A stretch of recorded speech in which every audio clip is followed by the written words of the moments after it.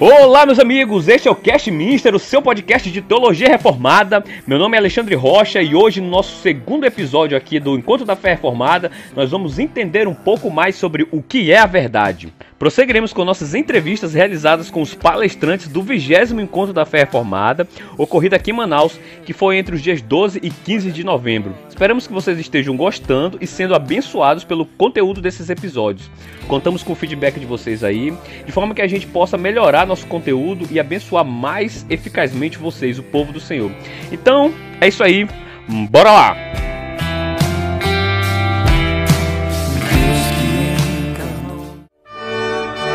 Nós conversamos também com o pastor Tiago Santos, que é ministro batista, graduado em Direito e mestrando em Teologia Sistemática pelo Centro Presbiteriano Andrew Jumper, da Universidade Mackenzie. Ele é diretor pastoral e cofundador do seminário Martin Bucer, onde também serve como professor de ética, exposição bíblica e culto cristão. Ele também é editor-chefe da editora Fiel e diretor acadêmico do curso Fiel de Liderança e um dos pastores da Igreja Batista da Graça lá em São José dos Campos, em São Paulo. Vamos agora ouvir mais esse papo que o Renan teve com ele. Em primeiro lugar, eu gostaria que o pastor Tiago Santos dissesse quem ele é, o que ele faz, qual a sua trajetória. Obrigado, Paulo, e um abraço para todo mundo do Cast Minister que está ouvindo a gente aí também. Meu nome é Tiago Santos, eu sou pastor, sirvo na Igreja Batista da Graça, em São José dos Campos, com mais 3 colegas, pastor Gilson, pastor Vinícius e pastor Valdir. E tenho o privilégio de servir o meu povo ali como um dos pregadores, e pastores daquela igreja. E Deus tem confiado a mim 2 ministérios, que ocupam bastante do meu tempo, além do trabalho com a igreja. Um deles é do Ministério Fiel. Eu sou o editor-chefe no Ministério Fiel, então eu costumo brincar com as pessoas que os livros e o conteúdo em geral que a Fiel produz é tudo culpa minha. Então, se o povo gosta, graças a Deus por isso, e se não gosta, pode reclamar comigo que tem culpado. Então, esse é um trabalho que exige bastante, dedicação de tempo, de pesquisa. Não é um trabalho ruim, eu brinco também que é muito gostoso quando a gente é pago para ler livros, Com certeza. Mas seguramente é algo que também envolve bastante responsabilidade, e eu sinto que é um grande privilégio poder contribuir com a igreja através do trabalho que a Fiel faz, e especialmente pelo conteúdo que ela produz e que promove, que procura estimular as pessoas a consumirem, a lerem. E além desse trabalho, há 7 anos, junto de pastor Franklin Ferreira, eu comecei um seminário, nós começamos juntos um seminário, esposa dele também, Marilene Ferreira, chamado Martin Bucer, Seminário Martin Bucer, que tem o propósito de ser um centro formador de obreiros, especialmente aqueles que almejam o ministério pastoral, mas também aqueles que buscam a docência teológica, que buscam ministério missionário. Nós temos o alvo, o propósito de preparar esses obreiros para a obra do ministério. E no Seminário Martin Bucer nós temos vários programas de ensino teológico, cursos básicos que funcionam pela internet, além de um programa de curso livre de teologia, que é equivalente a um bacharel em teologia, e um programa de mestrado. Começamos há pouco tempo, 7 anos, mas já temos formado algumas turmas, e é um trabalho que tem crescido muito, tem sido muito desafiador para todos nós, mas também muito abençoador. A gente tem visto um grupo muito grande de pessoas interessadas em estudar teologia, esse grupo de pessoas que vêm do Brasil todo, de todos os estados, todas as regiões do Brasil, de vários estados, e por ser modular, é um curso que permite isso, que a gente tem tanto alunos que vêm de vários lugares, como também professores que não são necessariamente residentes, Então isso acaba favorecendo um modelo assim que a gente consegue ter um grupo grande e bem representativo de várias denominações, inclusive. Então são esses os ministérios, nos quais estou envolvido. Então é um prazer falar com vocês aqui do Cast Minister, e até quero aproveitar e pedir para os ouvintes do Cast Minister que estão acompanhando aí, que lembrem de orar por esses trabalhos que a gente faz, para que Deus dê graça e abençoe, para que a gente continue seguindo o caminho que Deus colocou a gente. Pastor, antes de começarmos as perguntas, uma curiosidade. O senhor falou que o Martin Bucer recebe alunos de diversas partes do Brasil, de diversas igrejas, e a curiosidade é a seguinte: o seminário ele recebe pessoas que não são do meio reformado? Sim, o seminário é reformado, não é? Nós subscrevemos, nós somos confessionais, subscrevemos uma confissão de fé reformada. É interessante a história do seminário. Nós começamos o trabalho primeiramente associados a um seminário alemão chamado Martin Bucer também, não é? Que quando a gente tomou conhecimento desse trabalho lá, a gente ficou surpreso porque ele estava ali subscrevendo a 3 documentos confessionais históricos, que é a Confissão de Westminster, Confissão Batista Londrina de 1689 e o Catecismo de Heidelberg. Eram os documentos credais ali, fundantes do seminário, né? Que obviamente estão dentro da nossa própria tradição, né? Tanto minha como do pastor Franklin, da esposa dele. Então, foi com base nessa visão confessional que a gente começou o seminário. Nós somos um seminário reformado, confessional, interdenominacional, né? E por isso a gente tem conseguido atrair assim, gente de várias denominações. Como você destacou, muitos presbiterianos.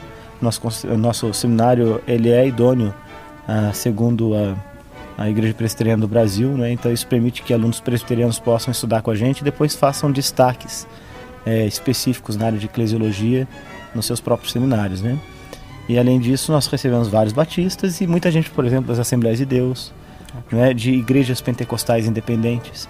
No Brasil a gente tem visto um movimento interessante e crescente de pentecostais que estão se voltando para o ensino das Escrituras e encontrando nos pregadores reformados a fidelidade na exposição bíblica, né? E por isso interessados em aprender mais dessa fé reformada, né? E por essa razão a gente também tem podido acolher lá no seminário vários irmãos que vêm desses movimentos pentecostais, gente muito séria, temente a Deus, que quer aprender mais, que é sedenta de conhecimento, né? Que quer entender o ensino das Escrituras à luz da fé reformada, né? Então tem sido muito bom a gente poder interagir com esses irmãos e colocá-los num contexto em que eles interagem também com alunos que vêm dessas igrejas históricas, né? Porque assim é uma troca de aprendizado muito grande, né? Tanto dos alunos que vêm das igrejas históricas, que aprendem pelo entusiasmo, pela paixão evangelística, né? Pelo coração devotado a Deus que os irmãos pentecostais muitas vezes demonstram, né? Até talvez com uma ênfase maior do que muitos nas igrejas históricas. Mas por outro lado, esses irmãos aprendem desses que estão nas igrejas históricas sobre tantas outras coisas, né? O valor da confessionalidade, sobre a importância da ortodoxia histórica, né? Sobre o valor de uma exegese bíblica que seja que respeite o texto bíblico, né? Etc. e tal. Então há uma troca, né, de aprendizados aí entre esses alunos também, e isso acho que enriquece a nossa experiência lá no seminário. O senhor é editor-chefe da Editora Fiel, uma das editoras presentes aqui no Encontro da Fé Reformada e uma das que mais tem publicado material teológico de relevância. Imagino que haja sempre uma preocupação de manter uma linha teológica para as publicações, a qual é entendida como a verdade. Entretanto, muitas vezes o que vende mais no mercado não é o mais verdadeiro. O senhor diria que a missão central de uma casa publicadora cristã é pregar a verdade? Como isso contrasta com as normas do mercado e da cultura evangélica que temos no Brasil? Que desafios o senhor salienta? Ok, bem, no nosso caso, acho que eu posso falar pela experiência do trabalho que a gente faz na Fiel. A Fiel nasceu em 1966, como foi iniciado por um missionário, o pastor Ricardo Dena, já falecido, mas com a visão de ser um ministério de ensino que promove a fé reformada. E desde o início nasceu como um ministério confessional também. No caso da Fiel, a confissão de fé da Fiel, que a Fiel subscreve, é a Confissão de Fé Batista Londrina, de 1689, que é a mesma confissão de Westminster, é praticamente idêntica, com exceção das cláusulas do batismo e do governo de igreja. Mas fora isso, é praticamente a mesma coisa. Então nós somos um ministério reformado, confessional, e esse é o principal critério para tudo que a gente faz, entende?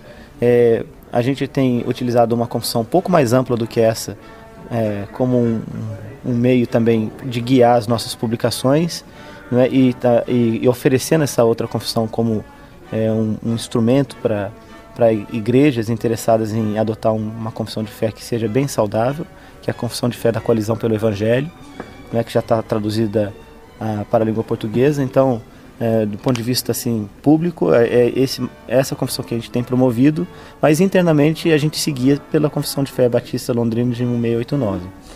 E então, meu ponto é que, por sermos uma missão confessional, o nosso principal critério para a seleção daquilo que é publicado e para aquilo que é promovido de forma geral, não só nas publicações, mas também nas outras mídias que a gente usa, né, cursos online, conferências, etc., vai ser a nossa confessionalidade, vai ser, né, o conteúdo doutrinal, vai ser a teologia. É isso que guia a gente, né? O meu critério como editor é selecionar material teológico que esteja dentro dessa linha, né, confessional que a gente tem, porque a gente acredita na mensagem que a gente, né, que a gente promove, que a gente publica pelos livros que a gente produz. Então, o principal critério vai ser esse. Os critérios de mercado, eles são importantes, eles precisam ser levados em conta, né? Mas eles são os menos importantes para a gente. Né? Então, uma vez que o critério mais importante, que é teológico, doutrinal, bíblico, confessional, etc., que esse critério tenha sido vencido, a gente leva em conta alguns outros fatores também na hora de escolher um título, de produzir um livro, né? Seja ele de um autor estrangeiro, traduzido, ou de algum autor nacional com o qual a gente se associa para produzir alguma coisa nova, né? Que outros fatores a gente considera? Bem, se por exemplo aquele assunto já tem sido de repente coberto, né, por outras editoras ou não, se é um tema relevante para a igreja, se é uma questão que tem sido tema de reflexão, né, tanto por parte da academia teológica como principalmente da igreja. Esse é um outro critério importante que a gente precisa levar em conta, né? Tem alguns temas que de repente já foram trabalhados, né, por vários outros autores, por várias casas publicadoras, e como a nossa capacidade de produção é pequena, então a gente precisa ser sempre muito cuidadoso para não ser redundante na produção, né? Então esse é um fator que é levado em conta, né? Outros fatores, no nosso caso em particular, além do fator confessional, também nós normalmente publicamos livros mais voltados para lideranças. Então, embora a gente tenha um departamento que produza livros, por exemplo, para crianças, mulheres e coisas assim que estão fora do ambiente da liderança, a nossa principal ênfase vai ser sempre aquela área especial na qual a gente trabalha, né? Então, isso também é um outro critério para escolher o que a gente publica. E se o livro vende ou não, muito honestamente, no nosso caso, a gente não tem tanta preocupação com isso, não. A gente acredita na mensagem daquilo que a gente produz e procura fazer um trabalho bonito, bem feito, de qualidade, né? É claro que no caso de um autor nacional ou mesmo um estrangeiro, a gente quer ter certeza de que ele não só disse a verdade naquele ensino que ele tem, né, pelo menos segundo esses critérios que a gente usa para delinear a verdade, mas que ele disse bem dito, né? Que ele soube escrever bem, que ele soube usar bons argumentos, que ele soube que ele lançou mão ali, né, do melhor talento que ele tinha para uma produção de uma literatura de alto nível. Então, esses fatores são importantes, a gente leva isso em conta, né? Que é conteúdo com qualidade. E aí também na produção final, de arte final, de acabamento, essas coisas todas a gente quer certificar de que vai fazer um trabalho de alto nível, né? Então a gente tem pessoas assim, profissionais que trabalham, no caso de livros traduzidos, nas traduções, nas revisões dos textos, para ter certeza de que o texto está bom, né? Temos bons artistas que fazem o nosso design, né? Em particular o Rubner Durais é alguém que faz um trabalho muito bom de capas, e uma coisa bacana é que ele é pastor, ele é teólogo, né? Então ele consegue fazer uma confluência boa tanto da teologia, do conhecimento que ele tem, né, com a arte que ele tem ali para produzir nossas capas e coisas desse tipo, né? Então, no final é isso que a gente leva em conta, entende? Por isso que eu posso dizer, por nossa editora, eu sei que, vamos dizer assim, no amplo mercado evangélico, há algumas publicadoras que têm critérios talvez menos rígidos do que o nosso, né, vamos dizer assim. E que talvez, eu já tenho visto, né? Tenho visto nascer e morrer muitas editoras. pequenas aí, algumas que crescem muito rápido, depois acabam arrefecendo. Mas eu sei que também tem algumas que estão mais interessadas em produzir material que tenham circulação e tem menos preocupação com o conteúdo, né? Nesse caso eu lamento, eu entendo que se isso de alguma maneira me parece compromete o que seria uma visão e uma missão, né, que realmente deveriam nortear o que é a produção de literatura cristã evangélica, né? O senhor escreveu um texto chamado 10 Conselhos para quem quer estudar teologia, que é uma resposta a um jovem de 18 anos que lhe procurou com essa vontade de ingressar em estudos teológicos. O senhor tem uma vivência nesse sentido, aliás, é diretor pastoral do seminário Martin Bucer. A gente sabe que o ofício do pastor é sobretudo pregar a mensagem e pastorear sua comunidade local. Contudo, o senhor diria que os seminários teológicos atuam na preparação dos candidatos ao ministério, para além de entender as dinâmicas internas da teologia, entender também a sua existência em face às demais verdades existentes no mundo? Qual o papel dos seminários nesse sentido? Bem, os seminários têm um papel muito importante na formação, né, daquele que aspira o ministério. Mas eu não acho que o seminário tem papel determinante nisso.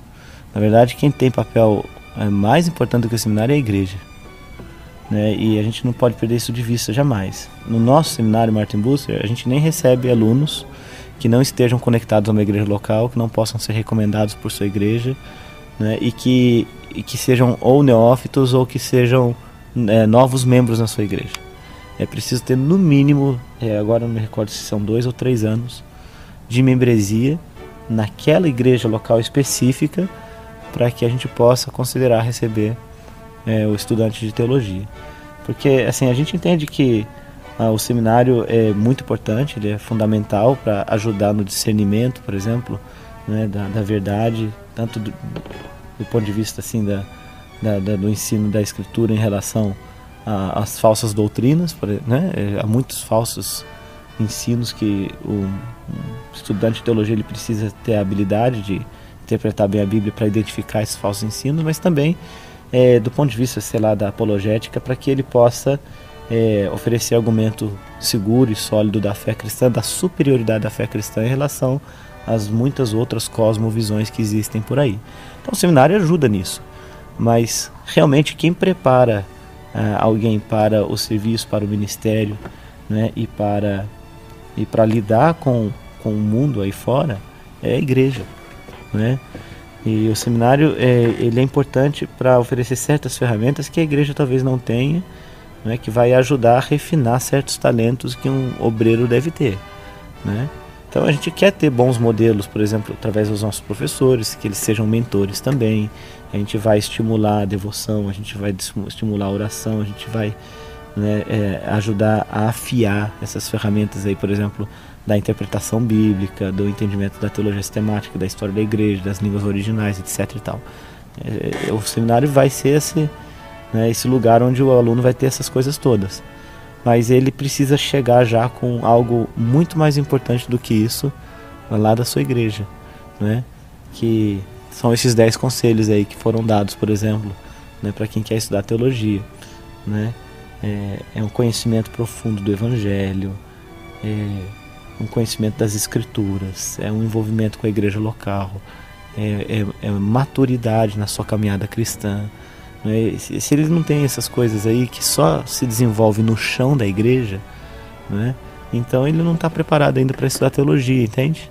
E mais do que isso, né, até pensando nessas recomendações que eu ofereci, né, que foram conselhos bem simples, mas que eu julgo importantes, né, que ele seja alguém que tenha condições aí de sustentar sua casa, né, que tenha desenvolvido já uma habilidade, tenha capacidade de trabalhar, né, uma formação profissional, né, que tenha interesse e contato com os assuntos da atualidade, tanto da realidade política, social, né, econômica, que leia boa literatura, essas coisas todas, né, que podem ser estimuladas mais uma vez dentro da igreja local, até mesmo antes do sujeito buscar um seminário, né. Aí o seminário vai trazer um complemento, né, de coisas mais fundantes que já deviam estar lá. Pastor, quais são suas últimas considerações? Tá bom, eu quero agradecer mais uma vez a oportunidade de estar falando aqui com vocês, né, da Castminster. Né, eu já aprendi que é uma combinação de podcast com a Confissão de Westminster. Achei bem criativa a ideia, né, muito boa. Vocês eu soube que já estão aí estudando o Catecismo de Westminster, ainda estão na pergunta 26, alguma coisa assim, né, então quero recomendar aos ouvintes aí que sigam, né, esse canal e que estudem o Catecismo de Westminster, que é um catecismo riquíssimo, né, que ele é praticamente perfeito, exceto talvez por 2 questões. Mas parabéns para vocês pelo trabalho de vocês, que Deus abençoe, e obrigado pela oportunidade de falar um pouquinho do trabalho que Deus tem colocado nas mãos da gente aqui. Ótimo, pastor, muito obrigado. Muito obrigado ao pastor Tiago Santos, uma simpatia de pessoa, muito solícito, muito obrigado mesmo, que o Senhor Deus continue abençoando o seu ministério, reverendo. Muito obrigado. Ele iniciou a sua carreira cristã no ano de 1980, durante seus estudos na Universidade do Amazonas. Ele se envolveu com o ministério estudantil, chegando a ser um dos líderes da ABU, que é a Aliança Bíblica Universitária, por cerca de 10 anos. Logo após a sua graduação em engenharia, ele se envolveu com a teologia e em 1990 foi ordenado ministro presbiteriano. Nosso entrevistado exerce pastoreio na Igreja Presbiteriana Cidade Nova há 29 anos. Ele também foi membro da JET, que é a Junta de Educação Teológica, da IPB, e atualmente ele é docente no SPBC, que é o Seminário Presbiteriano Brasil Central. Ele também é coordenador e fundador do Encontro da Fé Reformada em Manaus. Conversamos agora com ele, nosso querido pastor Jaime Marcelino. Pastor, é possível sempre perceber a sua preocupação em 2 coisas centrais na pregação do Evangelho. A primeira é aplicar as lições do sermão às famílias, que é a base da igreja, e segundo, apontar a pessoa do Senhor Jesus como o modelo perfeito e principal em que cada pessoa e grupo de pessoas deve se inspirar e imitar. Tratando do tema verdade, o que o Senhor diria aos esposos, esposas, filhos, estudantes, trabalhadores, etc., sobre o que Cristo, como a verdade personificada, oferece para guiar suas práticas em suas devidas funções? Essa pergunta é muito significativa. Primeiro que você já me deu uma dica quando você falou de Cristo personificado.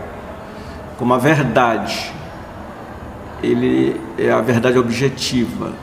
Ele que veio e não veio só para salvar, no sentido de tirar o seu povo da sua condição de pecado, escravidão ao pecado, o que levou o homem desde o início, desde a queda de Adão, a uma distorção. O homem passou a ser uma espécie de caricatura. O homem não consegue desenvolver aquilo que ele foi criado para tal. Então, quando o Senhor Jesus veio e salvou esse povo, ele também se colocou como modelo. De que maneira ele é esse modelo? Ele é modelo no sentido de que ele é homem, ele se fez homem, Cristo Jesus homem, e como homem ele é exatamente aquela pessoa que Deus criou. Eu estou falando da humanidade dele. Deus criou e que todos os demais, no sentido do seu povo, devem seguir. Por isso que isso é chamado de o supremo propósito de Deus. Qual? Que fazer com que o seu filho seja o primogênito entre muitos irmãos. Então, ele tem que ser modelo no sentido de que devemos refletir a sua humanidade. E isso se aplica a todas as esferas da vida. Você aplica isso na família. O homem, ele tem que seguir a Cristo, ser modelo, tê-lo como modelo e fazer com que aquilo que ele fez pela igreja, ele faça a sua esposa. Cristo deu-se a si mesmo pela igreja, o marido deve dar-se a si mesmo pela esposa e, consequentemente, pelos filhos. A esposa também, ela deve refletir isso. Ela é chamada para ser submissa, que não há nada de pejorativo nisso, pelo contrário, é o papel que ela tem como auxiliar do seu marido. Ela deve trabalhar no sentido de que ele exerça a sua função como líder.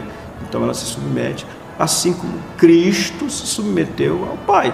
Ele foi obediente até a morte, e morte de Cristo ele serve como também modelo.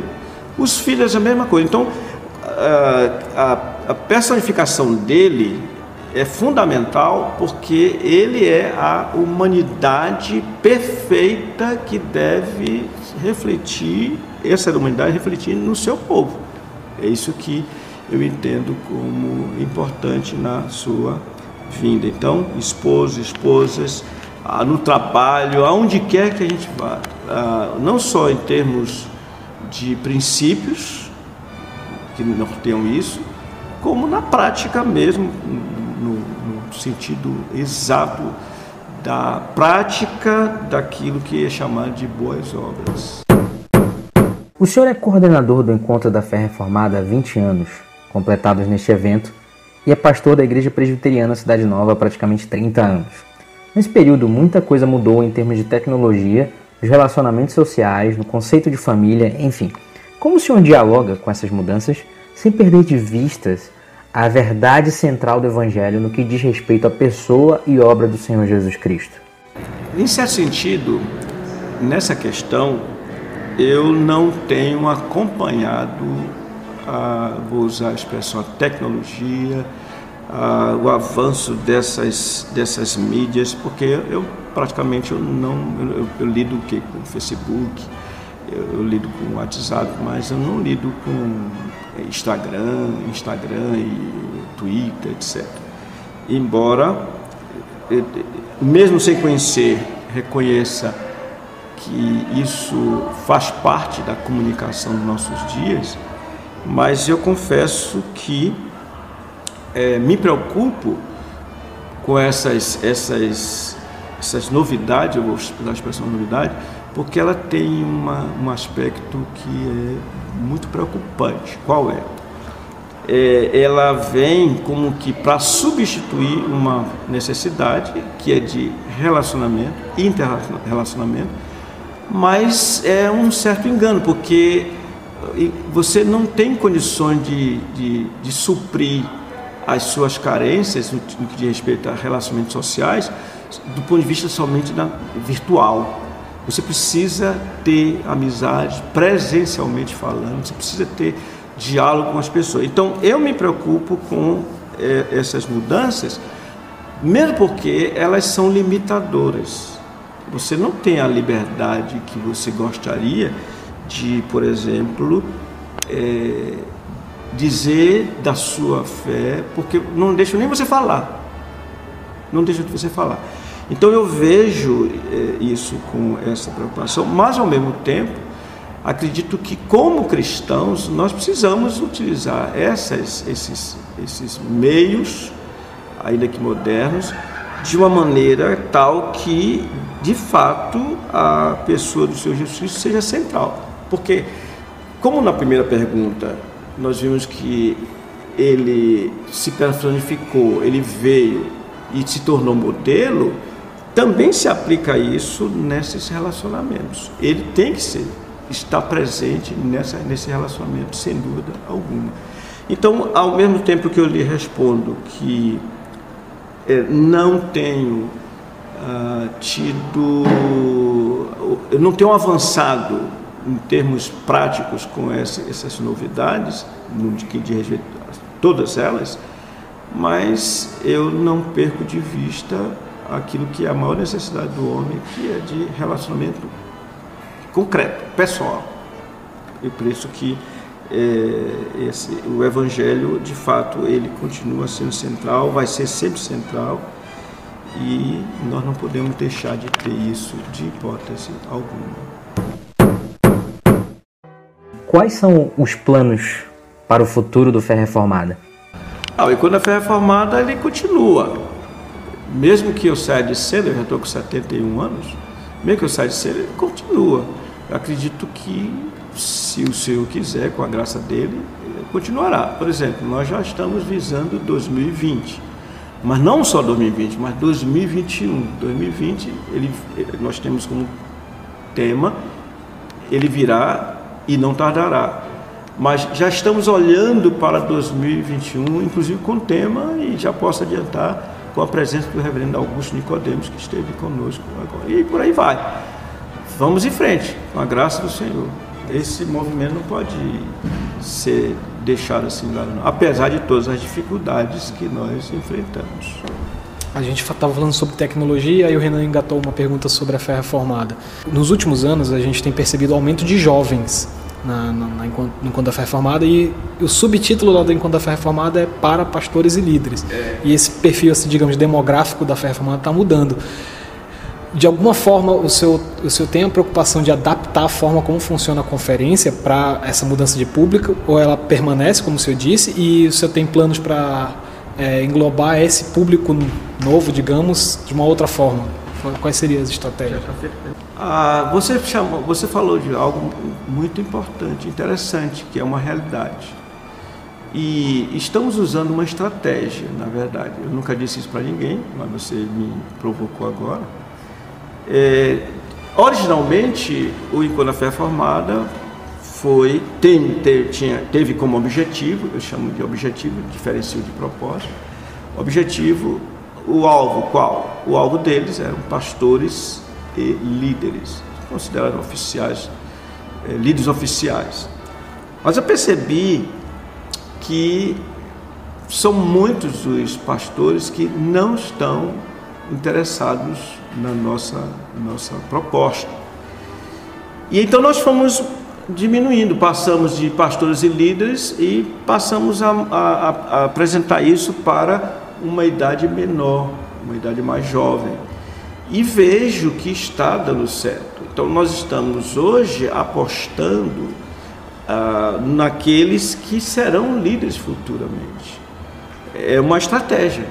Eu nunca tinha falado isso para ninguém, mas é uma estratégia visando exatamente o futuro. A Fiel, ela também faz isso. Se você observar, a Fiel tem lá, Conferência Fiel para Pastores e Líderes, mas passa pelo mesmo problema nosso. Então, se nós estamos recebendo jovens, por que deixá-los de fora? Não, vamos fazer isso. Embora nós tínhamos plano de fazer, e temos ainda plano de fazer, uma conferência voltada somente para jovens. Mas imaginamos que quando fizermos isso, os adultos vão querer participar também. Assim, nós sabemos que uma verdade dita sem amor acaba muitas vezes não produzindo o efeito que ela deveria, que é o de libertar, né? Que a palavra diz que se a verdade vos libertar, verdadeiramente sereis livres. Mas a gente vê muitas pessoas falando verdades de maneira odiosa às vezes, né? Pensando no âmbito do casamento, de que maneira marido e mulher podem falar a verdade um para o outro, no caso de uma ofensa, alguma coisa assim, mas em amor, para que haja restauração e perdão? Ok. De novo, uma pergunta importante. O homem, ele foi criado para ser amado. Isso é próprio, porque a própria Trindade, na eternidade, ela se ama. Eu vou usar essa expressão, se ama, porque essa é a realidade. Nós não temos como entender a eternidade, mas é isso, a Trindade se ama. E quando o Senhor criou o homem, é muito claro, diz, façamos homens à nossa imagem, e criou homem e mulher.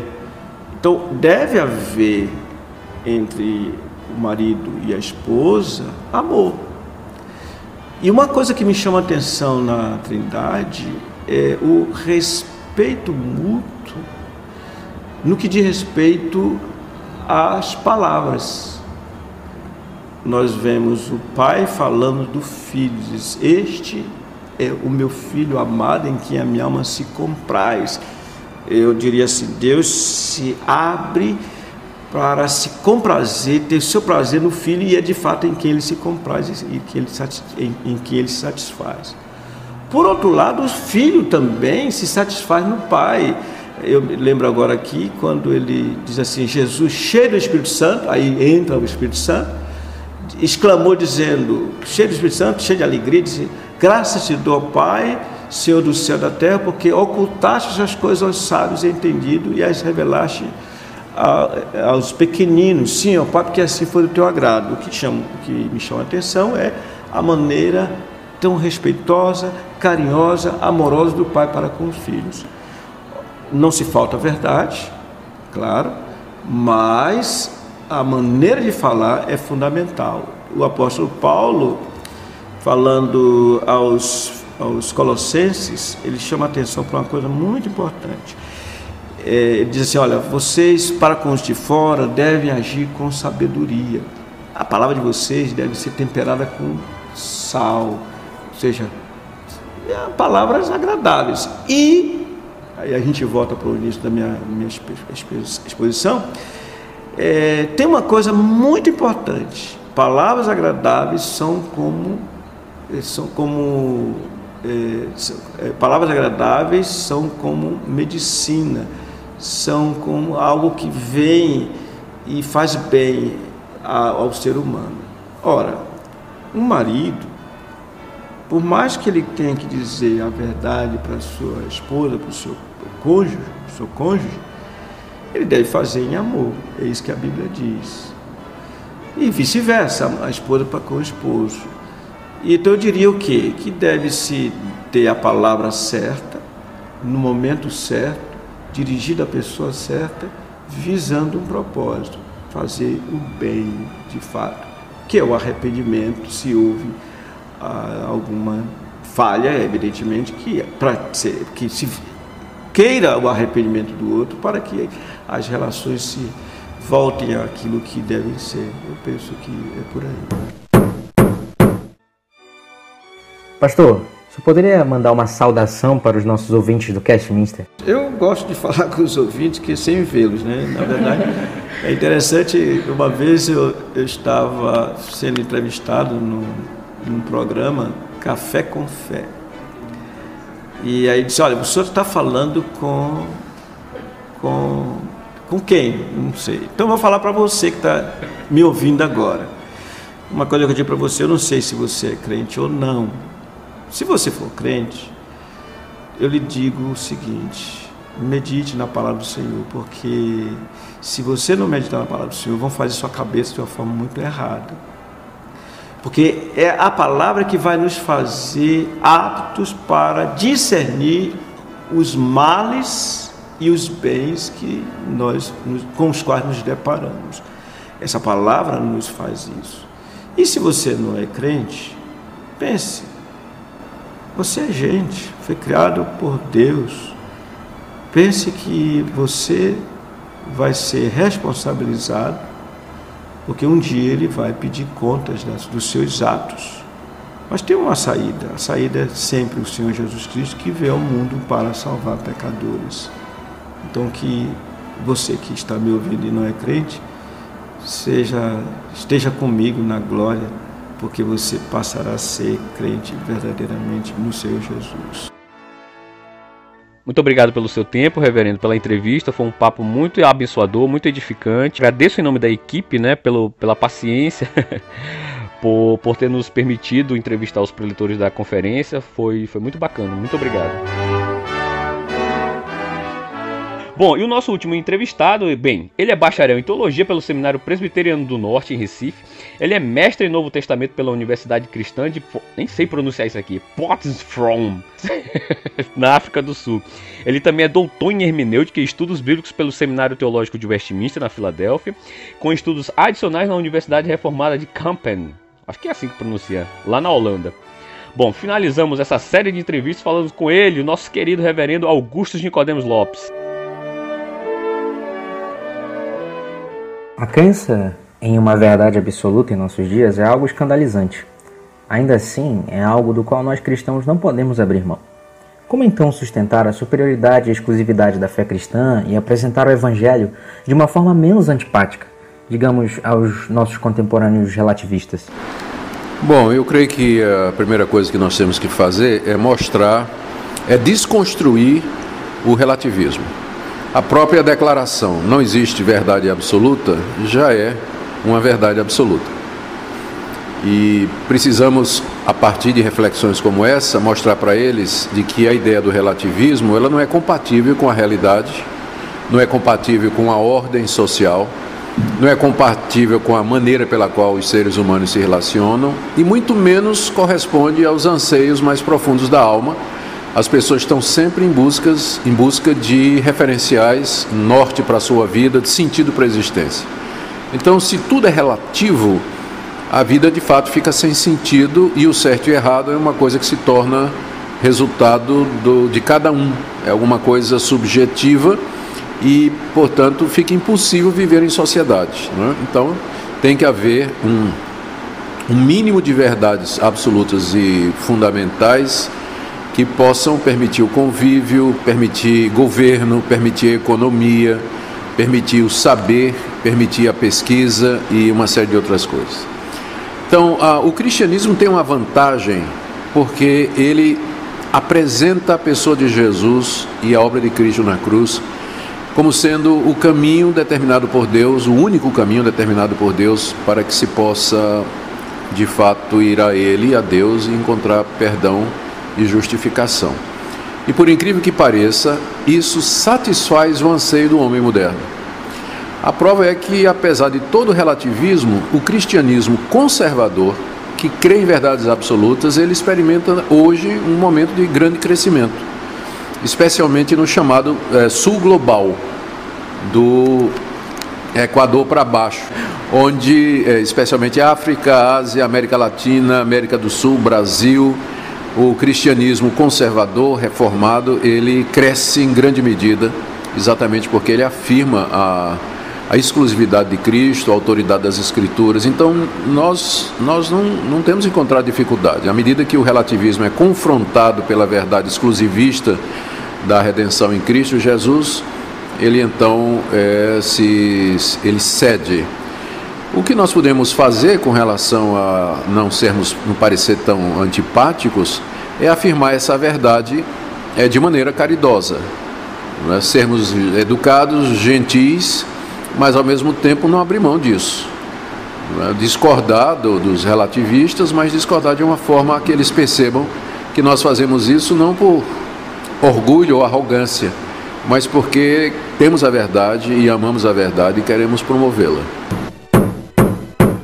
Entre as suas publicações estão os livros O que Estão Fazendo com a Igreja, publicado pela Mundo Cristão, e Apóstolos, publicado pela Fiel.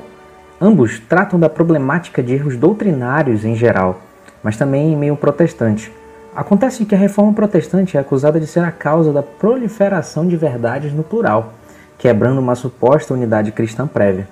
Como o senhor vê essa acusação e onde está a fonte de unidade da verdade protestante e como a mantemos apesar da diversidade de denominações?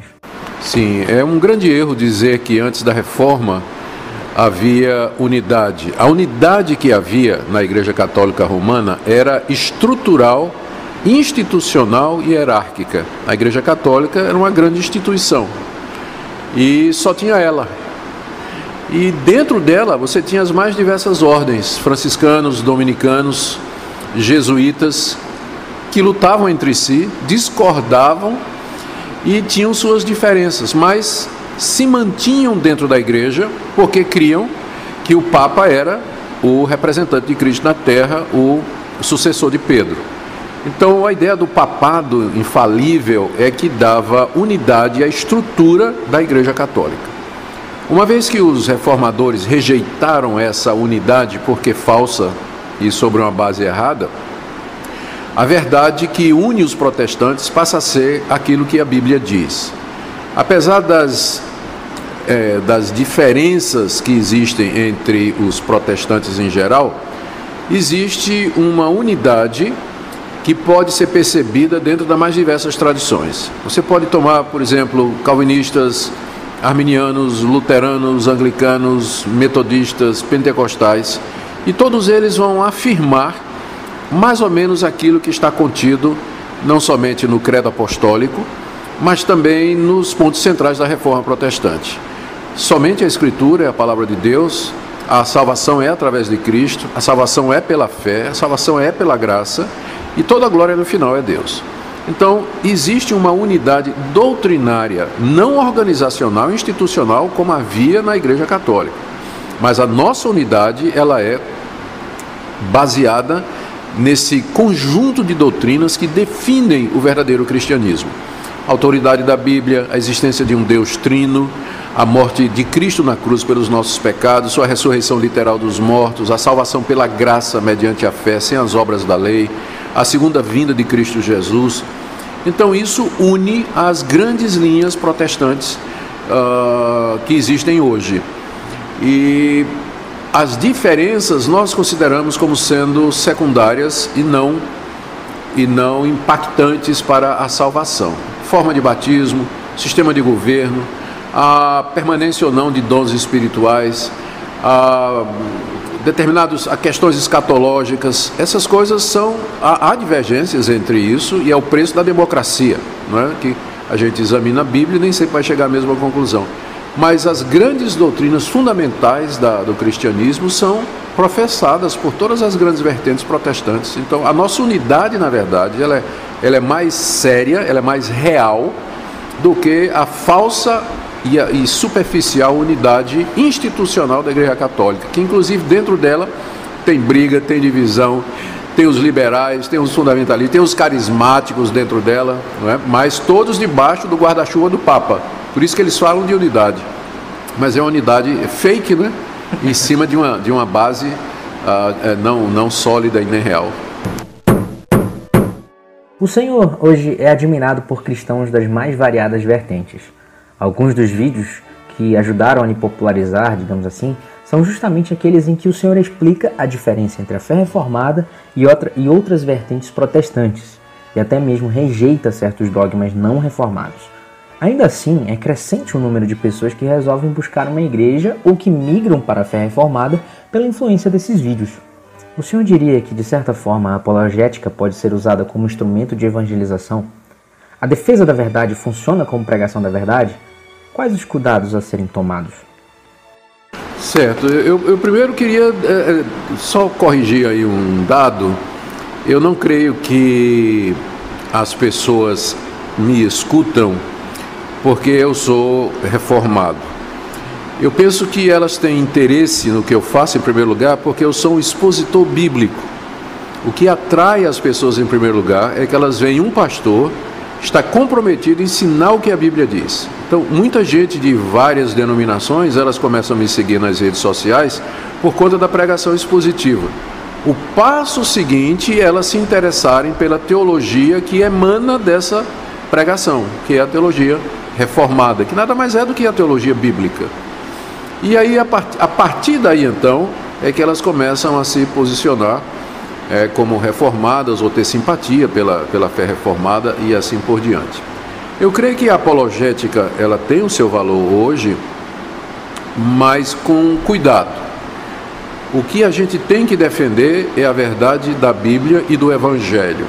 Eu não creio que nós devíamos, a ferro e fogo, partir para uma apologética de defesa da fé reformada, porque sempre vai dar a impressão de que nós estamos defendendo um movimento ou uma vertente de um movimento que aconteceu há 500 anos atrás na Reforma Protestante, em particular o movimento calvinista.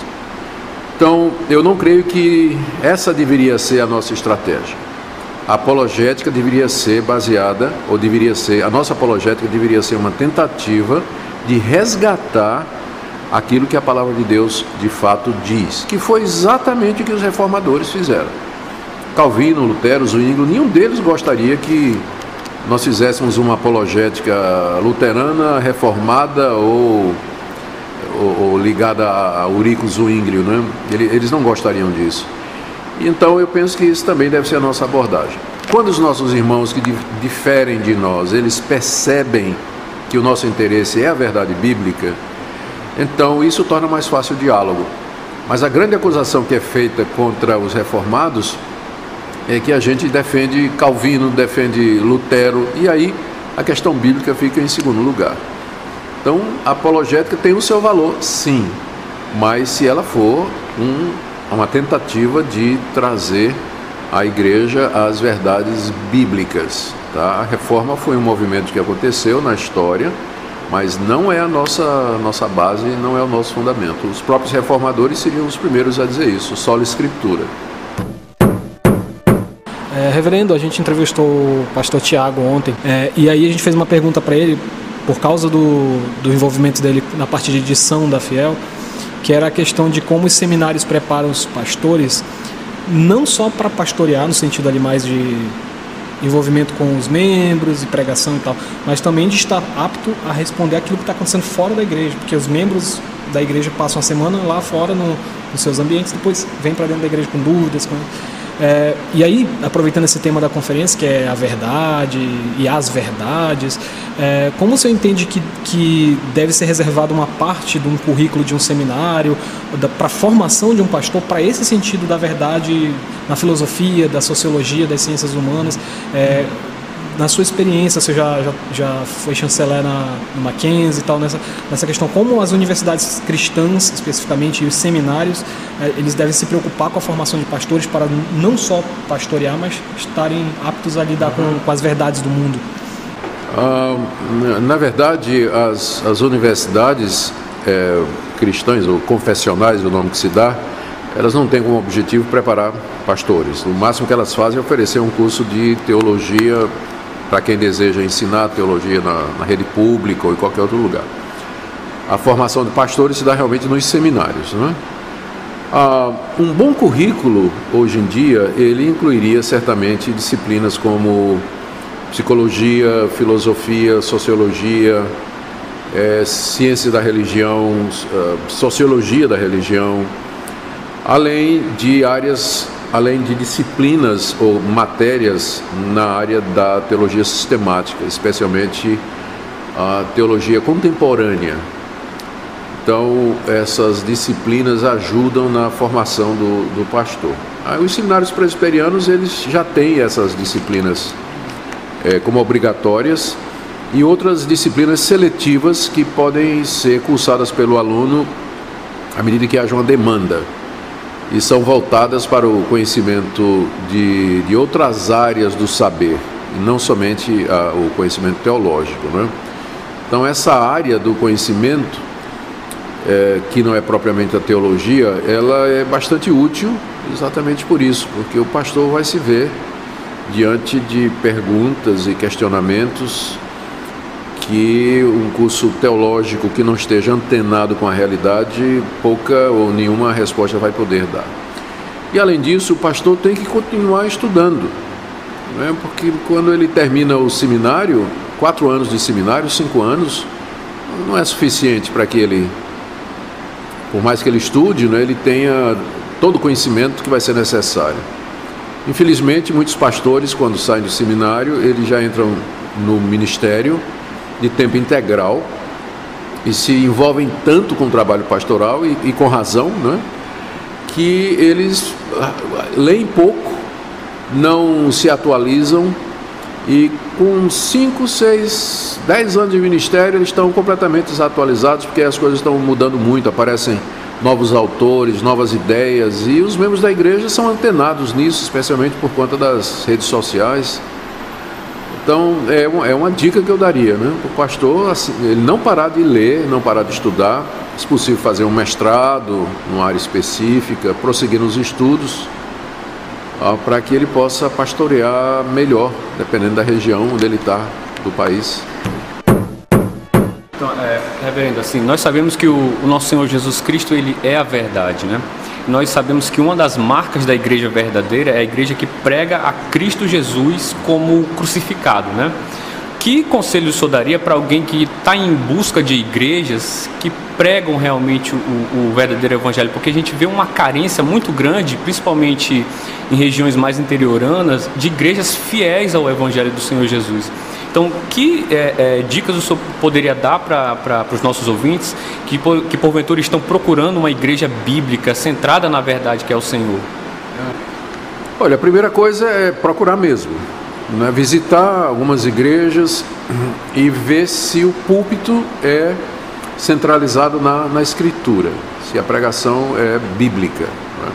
Não precisa necessariamente ser expositiva, de preferência, mas tem pastores que não são expositores, mas são bons pregadores, são ou temáticos ou textuais, mas fazem bons sermões que a gente vê que ele está transmitindo a palavra de Deus. No caso de não achar, então eu dou uma solução que parece meio ousada. Ele pode começar uma igreja, juntar mais 2, 3 famílias em torno da palavra de Deus. Tem hoje em dia material abundante pela internet, eles podem ouvir sermões, eles podem pegar estudos bíblicos e se organizar e se fortalecer e finalmente pedir ajuda de uma denominação que possa jurisdicioná-los, dar um norte, porque eu falo começar uma igreja apenas em termos de trabalho pioneiro, né? Uma vez que o trabalho cresce e realmente ele ganha corpo, é bom estar relacionado com outras igrejas, debaixo da autoridade de um conselho, de um presbitério, de um diretório, né? Então, porque de fato eu sei de casos assim. Em Goiânia, por exemplo, no Goiás, eu sei de pelo menos um caso de jovens de uma cidade onde não havia nenhuma igreja que pregasse realmente a palavra de Deus.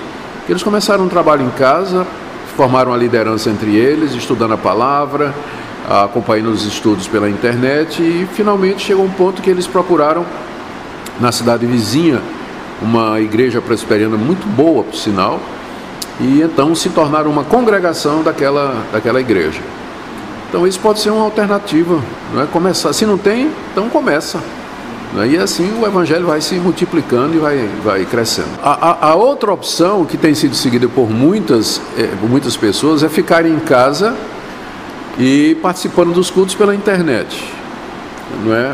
Então isso aí é a última hipótese se você não tem mais ninguém com quem congregar e começar um trabalho. Porque muita coisa do cristianismo é feita em coletividade. O exercício dos dons espirituais, a confissão de pecados, a disciplina mútua, o encorajamento. Então a Bíblia está cheia de exortações nesse sentido, né? Aconselhai-vos, animai-vos uns aos outros, sujeitai-vos uns aos outros. Como é que nós vamos cumprir isso isolados em casa? Então, congregar faz parte da vida cristã e a ausência disso traz prejuízos para o cristão. Não me refiro à salvação, mas ele certamente não vai ter o crescimento e a santificação equilibrados, madura como deveria ser, com certeza. Desigrejado é a última opção. Para a gente terminar, você poderia mandar um salve para os nossos ouvintes do Castminster? Pois então, queridos ouvintes do Castminster, aqui a minha saudação, pastor Augusto Nicodemos, prazer estar participando da gravação do programa, espero que as respostas ajudem vocês e continuem firmes na palavra de Deus. Um abraço. Obrigado, reverendo Augusto, pelo seu tempo, foi um papo muito bacana também. Muito obrigado ao senhor, que o Senhor Deus continue lhe abençoando.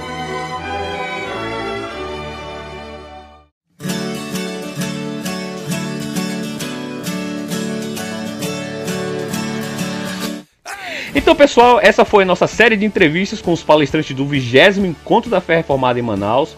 Esperamos que vocês tenham sido edificados e que o tema da verdade esteja mais claro, tendo em vista a verdade que é o nosso Deus revelado. Novamente agradecemos ao pastor Jaime Marcelino pela oportunidade de ter esse tempo com os palestrantes. Esperamos que possamos cooperar juntamente para o reino do Senhor. Bom, e nós voltamos na próxima semana com mais um episódio do nosso querido, amado, cheiroso Castminster. Fiquem com todos na paz do nosso Senhor e valeu!